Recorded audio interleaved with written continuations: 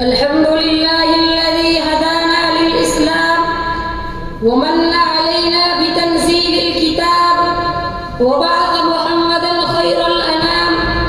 اللهم صل وسلم على عبدك ورسولك وأصحابه الكرام، أما بعد، فأعوذ بالله من الشيطان الرجيم. بسم الله الرحمن الرحيم. أفتؤمنون ببعض الكتاب وتكفرون ببعض، فما جزاء من يفعل ذلك منكم إلا خزي في الحياة الدنيا ويوم القيامة يردون إلى أشد العذاب وما الله بغافل عما تعملون. يا أيها الذين آمنوا من يرتد منكم عن دينه فسوف يأتي الله بقوم يحبهم ويحبونه، أذلة على المؤمنين أعزة على الكافرين، يجاهدون في سبيل الله ولا يخافون لومة لائم. أيها الإخوة الغيارى، تعالوا نتصور رجلا قويا شيخا في بدنه وسليما في عقله، ثم قطعت رجلاه وفصلت يداه وقطعت عيناه وجدعت أذناه وأخذ من أنفه ولسانه ونزع ما في جوفه من قلب وكبد وطحال، ثم ترك، فهل يبقى حيا؟ ولو بقى حيا فماذا يستطيع أن يعمل في حياته؟ وكذا حال الإسلام، فهو جسم كامل متكامل لا يمكن فصل أي جزء من جسمه، ولو فصل جزء من جسمه فيكون ناقصا مبتورا مقطوعا مشلولا. فكما لا يصلح لرجل صحيح الجسم متكامل البنية أن يكون مقطوع الأيدي ومشلول الأقدام، فكذلك لا يتصور عن الإسلام بأن يكون سليما متكاملا شاملا إلا أن يؤخذ كله ويطبق كله. أما الإسلام الناقص المبتور فلا يزن عند الله جناح بعوضة. إن الدين عند الله الإسلام، ومن يبتغي غير الإسلام دينا فلن يقبل منه. يا أيها الذين آمنوا ادخلوا في السلم كافة، والإسلام الكامل الشامل هو أن تأخذ كله، تأخذ عقيدته وعبادته، تأخذ خلقه وشريعته، تأخذ اقتصاده وسياسته، تأخذ خلقه وعمله، تأخذ اجتماعه ومعاملاته، تأخذ أمره ونهيه، تأخذ تبشيره وإنذاره، وتأخذه فرديا وجماعيا. أيها المستمعون، كم نتكلم عن أن ينقص الدين وأنا حي، وصائب هذه المقولة المليء بالغيرة الإيمانية والشجاعة النادرة هو سيدنا أبو بكر صاحب رسول الله في الغار ورفيقه في الحجرة ودار القرار.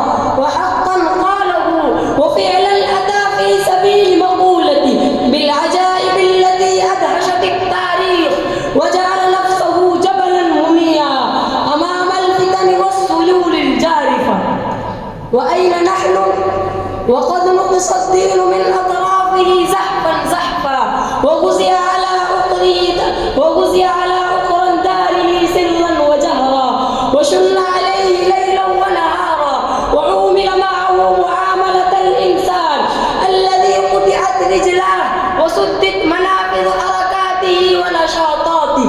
ولا يزال اليوم ينقص هذا الدين تحت سمعنا وبصرنا صباح مساء، بل نحن الذين نأخذ من أطراف جسمه وننهش من بدنه وننهب من متاعه، حتى أصبح النقص في الدين ظاهرا، والبعد عن شريعته حقا مشاهدا، والانحصار عن أحكامه سمة بارزة.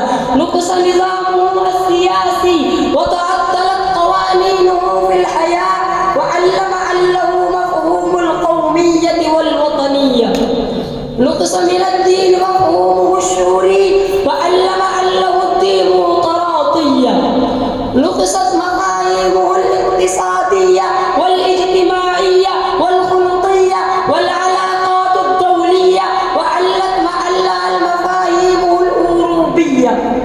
والقيم الجاهلية الحديث، وأصبحت مجتمعات المسلمين مجتمعات فاسقة، مجتمعات منحرفة تشمل الكافرين والمنافقين، وترى فيها طائفة كبيرة من المنحرفين والسكرين والمبتدعين والفاسقين والسائلين على الدين.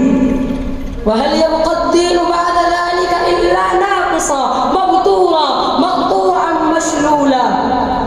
ولم يتوقف الأمر إلى هذا الحد، بل يتنفس هو في جو مشموم، ويعيش في بيئة منتنة، ولا يجد من الغذاء إلا رذيلا، ولا يتناول من الماء إلا كدرا.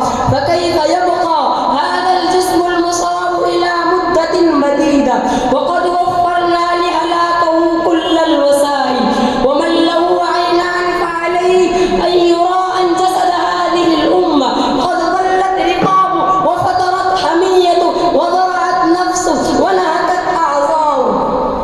واليوم قد وصلت الأمة إلى أن رضيت بخطة الخصف واستنامت إلى المنزلة الدنية، فوجد الأعداء طريقا ممهدا إليها فغلبوها على أمرها واستولوا على أموالها وجاسوا خلال ديارها واحتلوا بلادها، فأصبحت هي خاسرة هينة وذليلة مقهورة.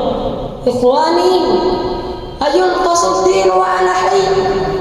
تنادينا هذه الكلمة الصارخة المجلجلة أن نغار على أنفسنا وأن نرجع إلى ديننا وأن نتمسك بشريعتنا ونضطرب لأدنى نقص يحدث فيه اضطراب الأليم ونتملل تململ السليم. محمد رسول الله والذين معه أشداء على الكفار رحماء بينهم، وآخر دعوانا أن الحمد لله رب العالمين. قبل أن أنادي اسم المساهم القادم، قد أعطى للمساهم القادم للمساهم السابق أبوه 500